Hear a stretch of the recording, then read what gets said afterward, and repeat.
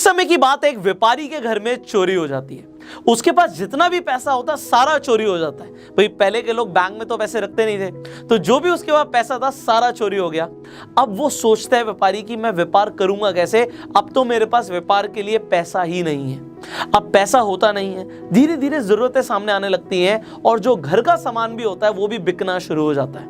एक समय ऐसा आता है कि घर में खाने के लिए भी कुछ नहीं होता। अब उस व्यापारी की वाइफ उसे बोलती है कि आप राजा के पास जाइए, राजा ही आपकी मदद करेंगे, अब आप हमारी मदद कोई और कर ही नहीं सकता। तो वो जो व्यापारी होता है बहुत समझदार होता है, बहुत इंटेलिजेंट होता है, उसे गाना भी बहुत अच्छा आता है। तो वो राज दरबार में पहुंच जाता है और राजा को ऐसे ऐसे भजन सुनाता है, ऐसे ऐसे गाने सुनाता है कि राजा बहुत खुश हो जाता है, प्रसन्न हो जाता है और बोलता है कि मांगो तुम्हें क्या चाहिए। अब व्यापारी बहुत समझदार होता है। व्यापारी पहले राजा को बोलता है कि अगर आप मुझसे सच में खुश हुए ही हैं तो क्या आप मुझे 1 लाख सोने के सिक्के दे सकते हैं। अब राजा बोलता है पागल हो गए हो, तुमने मुझे गाना ही तो सुनाया, गाने गाने के कौन भाई 1 लाख सिक्के लेके जाता है। पूरा दरबार उस आदमी पे हंस रहा होता है। अब वो व्यापारी इस बात से नाखुश हो जाता है। अब वो राजा को बोलता है कि महाराज आप इतने बड़े राजा हैं, क्या आपके पास शतरंज है। अब राजा हंसने लगता है, कहता हमारे पास शतरंज क्यों नहीं होगा। अपने मंत्री को बोलता है और 1 मिनट में शतरंज सामने आ जाता है। अब वो व्यापारी बोलता है महाराज आप मुझे 1 लाख सोने के सिक्के मत दीजिए, आप मुझे सिर्फ 1 सोने का सिक्का दे सकते हैं। राजा बोलता है सिर्फ 1।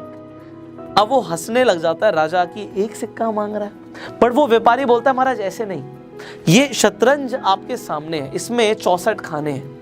मैं चाहता हूं आप इतने बड़े राजा हैं, आप मुझे 1 सोने का सिक्का आज दीजिए, मैं 1 ही लेकर जाऊंगा, पर कल मैं दोबारा आऊंगा और मैं 64 दिन तक रोज आऊंगा आपके दरबार में। मैं चाहता हूं बस आप मुझे आज जितने सिक्के दे रहे हैं कल उसका डबल दे दीजिएगा। आज आप 1 दे रहे हैं, कल आप मुझे 2 सोने के सिक्के दे दीजिएगा, उसके बाद 4, इस तरीके से 8, इस तरीके से मैं रोज आपकी शतरंज पे एक कांटा लगा के चला जाऊंगा, एक क्रॉस बना के चला जाऊंगा और जिस दिन 64 दिन हो जाएंगे मुझे लगेगा मुझे इनाम मिल गया। इसके अलावा मुझे आपसे और कुछ नहीं चाहिए, आप इतने बड़े राजा हैं, इतना तो आप मेरे लिए कर ही सकते हैं। अब राजा अपना दिमाग बिल्कुल नहीं लगाता। राजा कहता है 64 खाने हैं, 1 सिक्का आज मांग रहा है, कल 2 ले जाएगा, कितनी ले जाएगा। अपने महामंत्री को बोलता है महामंत्री इस व्यापारी को रोज आप सिक्का देंगे, आज अभी इसे 1 सिक्का दे दीजिए सोने का, ये कल फिर आएगा, मुझसे बिना पूछे इसे रोज डबल करके सोने के सिक्के दे देना। अब इसी तरीके से रोज व्यापारी दरबार में पहुंचता है, महाराज से नहीं मिलता, महामंत्री उसे अपने आप ही डबल करके सोने के सिक्के दे देता है। तो पहले दिन तो उसे जहां पे 1 सोने का सिक्का मिलता है, दूसरे दिन मिलते हैं 2, पर 23वें दिन कुछ ऐसा होता है कि राजा भी घबरा जाता है। महामंत्री भागा भागा राजा के पास आता है और बिल्कुल पसीना टपक रहा है, घबराया हुआ है महामंत्री और उससे बोला नहीं जा रहा। अब राजा बोलता है हुआ क्या है महामंत्री, मेरे सामने ऐसे क्यों आए हो, किसी ने हमला बोल दिया क्या हमारे ऊपर, क्या हुआ क्या है मुझे बताओ। महामंत्री बोलता है महाराज हमारा पूरा महाकोष खाली हो गया, हमारे पास अब कुछ नहीं बचा, सब लुट गया, सब चला गया। राजा बोलता है पागल हो गए हो, किसने चुराया, किसने हमारी सारी संपत्ति ले ली, हमारा सारा सोना कहां गया। वो महामंत्री बोलता है महाराज आपको याद है वो व्यापारी जो 23 दिन पहले दरबार में आया था, उसने हमारे साथ एक साजिश करी है, हमारे सारे सिक्के वो लेके जा चुका है। आज ही मैंने उसे 41,94,304 सिक्के दिए। राजा कहता है पागल हो गए हो, तुमने किससे पूछ के उसे 41,94,304 सिक्के दे दिए, इतने थोड़ी देने थे उसे। महामंत्री बोलता है महाराज आपको अपना वचन याद नहीं, आपने बोला था मुझसे बिना पूछे ही उसे हर रोज डबल करके सोने के सिक्के दे देना। महामंत्री बोलता है मैंने बिल्कुल वैसे ही किया महाराज, मैंने उसे पहले दिन 1 सिक्का दिया था, दूसरे दिन 2 दिए, तीसरे दिन 4 दिए, चौथे दिन 8 दिए, 5वें दिन 16 दिए, 8वें दिन तक 128 सिक्के दिए थे। तो राजा बोलता है बाकी के कहां गए।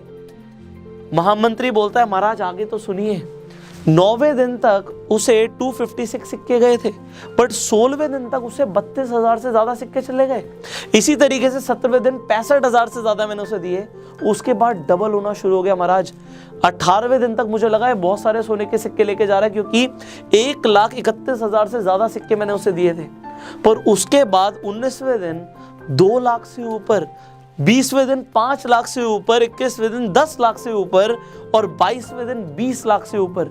20 लाख सोने के सिक्के तक मुझे लगा हमारे पास है, अभी राजकोष में बहुत पैसा होगा। बट आज मैंने जब उसे 41 लाख से ज्यादा सिक्के दिए, मैंने देखा अब राजकोष में कुछ नहीं बचा, और इसीलिए मैं आपके सामने आया हूं।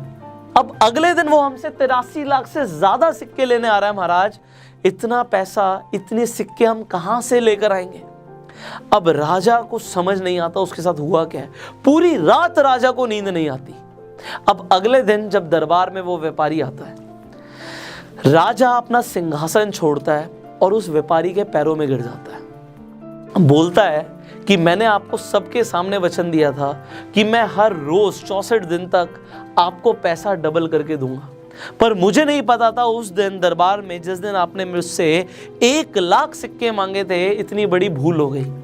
मुझे उस दिन आपको 1 लाख सिक्के दे देने चाहिए थे, मुझे नहीं पता था आप इतने बड़े ज्ञानी हैं। आपने 64 दिन तक ये बोला कि आप मुझे सिर्फ डबल करके दे दीजिए 1 सिक्का, और मुझे लगा आप कितने सिक्के मुझसे ले जाएंगे। और कल मेरे महामंत्री ने बताया कि हमारा पूरा राजकोष खाली हो गया है, अब हमारे पास इस सिंहासन के अलावा आपको देने के लिए कुछ नहीं है, क्योंकि हमारे पूरे राज्य में इतने सिक्के नहीं है सोने के, तो आप मेरा सिंहासन ग्रहण करें। देखिए, ये तो एक कहानी थी जिसमें राजा को पावर ऑफ कंपाउंडिंग नहीं पता थी और उस व्यापारी को, उस बिजनेसमैन को पावर ऑफ कंपाउंडिंग पता थी। एक पावर ऑफ कंपाउंडिंग से एक सोने का सिक्का 23वें दिन तक 41,94,304 बन सकता है। आप जरा सोचिए, अगर ये 1 रुपया होता तो 23वें दिन 41 लाख से ज्यादा हो सकता है। बट अगर आज ये आपको कोई बोले कि आज आप मुझसे 10 लाख रुपए ले लो, या फिर हर रोज मैं आपको 64 दिन के लिए 1 रुपया मल्टीप्लाई करके देता रहूंगा, डबल करके देता रहूंगा, तो आप क्या चूज करेंगे? आपका लग रहा होगा कि आप तो अब 1 रुपये को ही चूज करेंगे कि हर रोज डबल करके मिले, बट ऐसा नहीं है। जब हम इस वीडियो को शूट कर रहे थे, इस वीडियो को शूट करने से पहले ये सेम सवाल मैंने अपने कैमरामैन से पूछा, और उन्होंने बोला सर मैं तो 10 लाख रुपए को चूज करूंगा, क्योंकि कितना ही हो जाएगा भाई, 64 दिन तक कितना ही हो जाएगा। आप मुझे जरा नीचे कमेंट में बताइएगा, अगर वो व्यापारी राजा से 64 दिन तक सिक्के लेता तो कितने सिक्के उस राजा को, उस व्यापारी को देने पड़ते? आप नीचे कमेंट्स में जरूर बताइएगा। अब जैसे मैंने बोला कि भाई ये तो एक कहानी थी, रियल लाइफ में ये पावर ऑफ कंपाउंडिंग कैसे काम करती है इसे समझते हैं। देखिए यहाँ पे क्या है, जब 1 का 2 हो रहा है तो ऑलमोस्ट 100% की रिटर्न्स मिल रही हैं। अब ये 100% की रिटर्न्स हर दिन नहीं मिलती, कहीं भी नहीं मिलती, वरना हर कोई अंबानी बन जाएगा। बट बात ये है कि अगर आज आपने इस पावर ऑफ कंपाउंडिंग को समझा, let me tell you one thing, your life is gonna change forever. आपकी पूरी जिंदगी बदलने वाली है। Let me tell you why. देखिए, अगर हम रूल ऑफ 72 की बात करें, अब आप में से ज्यादातर लोगों को रूल ऑफ 72 पता होगा, कम से कम उन लोगों को तो जरूर पता होगा जो हमारी रेगुलर वीडियोस देखते हैं। तो रूल ऑफ 72 क्या कहता है कि भैया आपको जो भी रिटर्न्स मिल रही हैं साल की, मान लेते हैं आपको सिर्फ 12% की रिटर्न्स मिलती हैं, तो आप उसे 72 से डिवाइड कर दीजिए, आपके पास आंसर आ जाएगा कि कितने साल में आपका पैसा डबल हो रहा है। तो 6 साल में आपका पैसा मान लेते हैं डबल हो रहा है। वहां पे 1 दिन में हो रहा था, यहाँ पे 6 साल में हो रहा है। मैं 6 साल का एग्जाम्पल लेता हूं कि आज एक आदमी के पास, उसने काफी पैसा कमाया और उसने 1 करोड़ रुपए को कंपाउंडिंग पे लगा दिया। तो 1 का 2 करोड़ रुपए होगा, 2 का 4 करोड़ रुपए होगा, 4 का 8 करोड़ भी होगा और 8 का 16 करोड़ रुपए भी होगा। बट अब बात आती है कितने टाइम में। यहाँ पे 6 साल में हो रहा था, 6 इयर्स में, ठीक है जी। हमने रूल ऑफ 72 के हिसाब से समझ लिया। ये 12 साल हो गए, यहाँ पे 18 साल हो गए और यहाँ पे 24 साल हो गए। अब आप कहेंगे 24 साल में जाके सर ये 16 करोड़ रुपए हो रहा है, 1 करोड़ का 16 गुना हो रहा है 24 साल में, 12% के रिटर्न के हिसाब से। बट भाई मेरा एक सवाल है आपसे, ये मैंने 12% ना ऐसे ही लिख तो दिया आपको, बट आप मुझे बताइए, आपको आज आपके पास पैसा है, ये हम मान के चल रहे हैं 1 करोड़ रुपए, 1 करोड़ नहीं है 1 लाख है, जो भी आपके पास है, आपको 12% की रिटर्न्स मिल कहाँ से रही हैं? बैंक में पैसा रखोगे, बैंक में तो आपको 3% की रिटर्न दे रहा है। अगर आप बैंक में सेविंग अकाउंट में पैसा रखते हैं, अगर आप एफडी भी करा लेते हैं तो कितना 5 से 6% की रिटर्न दे रहा है। And I am sorry to say dear, 6%, 5 से 6% तो इन्फ्लेशन ही बढ़ रहा है। इन्फ्लेशन क्या होता है? महंगाई। तो अगर आप बैंक में पैसा रखते हैं 3% के हिसाब से तो आप लॉस में जा रहे हैं, आप नेगेटिव में जा रहे हैं। कंपाउंडिंग नेगेटिव में काम करेगी और आपको साल बाद देखेंगे कि आप गरीब होते जा रहे हैं, अमीर नहीं हो रहे। अगर आप एफडी में पैसा रखते हैं 5 से 6% तो पैसा बढ़ कहाँ रहा है? जितना रखा है उतना उस पर जंग लग रहा है, इन्फ्लेशन महंगाई आ रही है और आपको उतना रिटर्न मिल रहा है। तो एफडी कुछ नहीं है। एफडी तो बस ये है कि आपका ना पैसा बढ़ रहा है ना कम हो रहा है। बट फिर क्या करें? What to do next? अब आप बहुत सारे इन्वेस्टमेंट ऑप्शंस को समझ सकते हैं। देखो, हमने एफडी को तो यहाँ पे डिस्कस कर ही लिया, बहुत सारे लोग एफडी कराते हैं। दूसरा इन्वेस्टमेंट ऑप्शन समझते हैं लोग कि हम गोल्ड खरीद के रख लेंगे। चलो, जहाँ पे आपको 5 से 6% की रिटर्न मिल रही है, यहाँ पे आपको 9 से 10% की रिटर्न मिल जाएगी। लोग और क्या करते हैं, जब उनके पास पैसा आ जाता है, रियल स्टेट, वो रियल स्टेट में इन्वेस्टमेंट कर देते हैं। अगर आप रियल स्टेट में इन्वेस्टमेंट करते हैं तो पहली बात तो आप 10-20 हज़ार से इन्वेस्टमेंट नहीं कर सकते रियल स्टेट में, आपको लाखों करोड़ों रुपए चाहिए। तो यहाँ पे जिनके पास स्मॉल कैपिटल है वो तो आ ही नहीं सकते।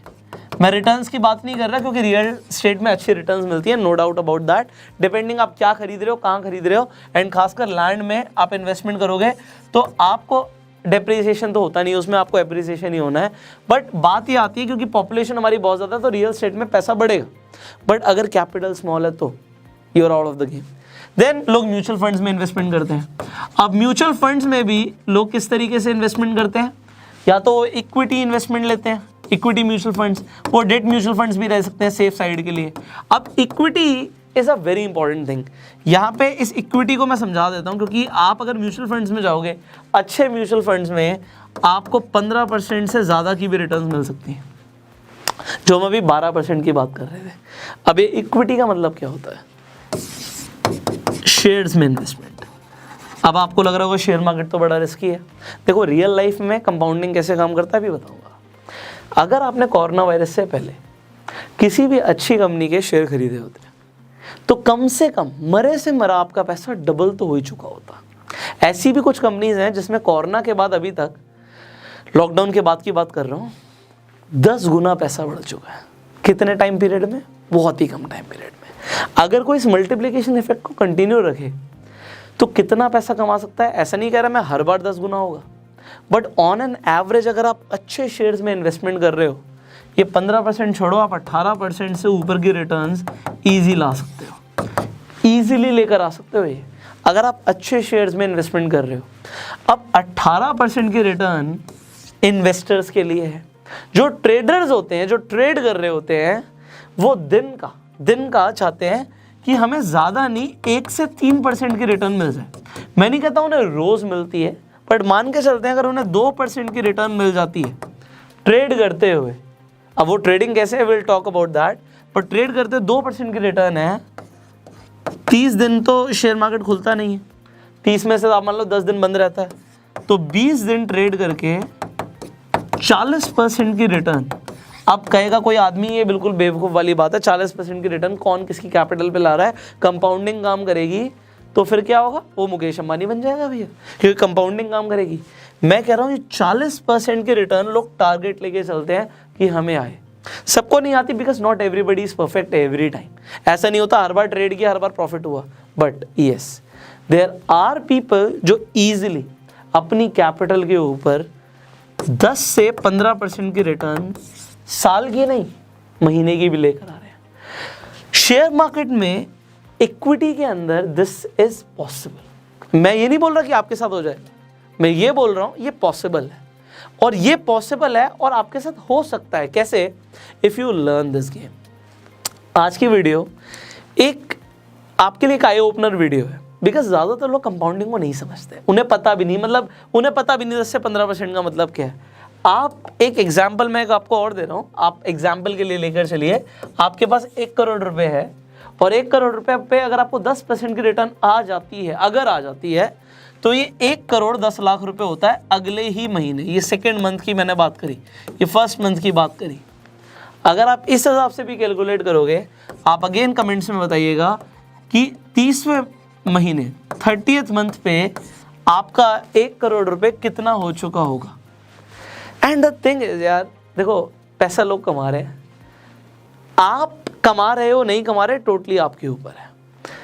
पैसे को सिर्फ सेव नहीं करना, पैसे को इन्वेस्ट करना है, कंपाउंड करना है। जिसने कंपाउंडिंग सीख ली वो आदमी अमीर बन रहा है और अमीर बनता चला जाएगा। जो आदमी इसमें से पैसा खर्च कर देगा, 1 करोड़ 10 लाख रुपए हुए, 10 लाख रुपए की जाके भाई साहब नई गाड़ी ले आए और वो पैसा खर्च हो गया, तो फिर वो कंपाउंडिंग बीच में ब्रेक हो जाएगी। सो इसके ऊपर हम डिटेल में भी आगे भी बात करेंगे। If you want to learn more about share market, subscribe कर लो इस चैनल को, बेल आइकन पे क्लिक कर दो, because it's not just about share market.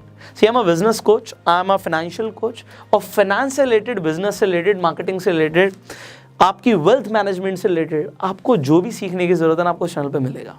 So if you want to learn more, subscribe this channel, click on the bell icon. And अगर आपके सवाल हैं, बहुत सारे सवाल हो सकते हैं, दिमाग में क्यूरोसिटी आ गई होगी, कमेंट्स में पूछो, बिकॉज उन्हीं टॉपिक्स के ऊपर हम आपके लिए बहुत जल्दी वीडियोस लेकर आएंगे। So you can share this video, because as I told you it is an eye opener video. And अपना प्यार देने के लिए इस वीडियो को आप लाइक कर सकते हैं। फेसबुक पे वीडियो देख रहे हैं फॉलो कीजिए, यूट्यूब पे देख रहे हैं subscribe, click on the bell icon. I will see you in the next video. Till that time, you yourself made.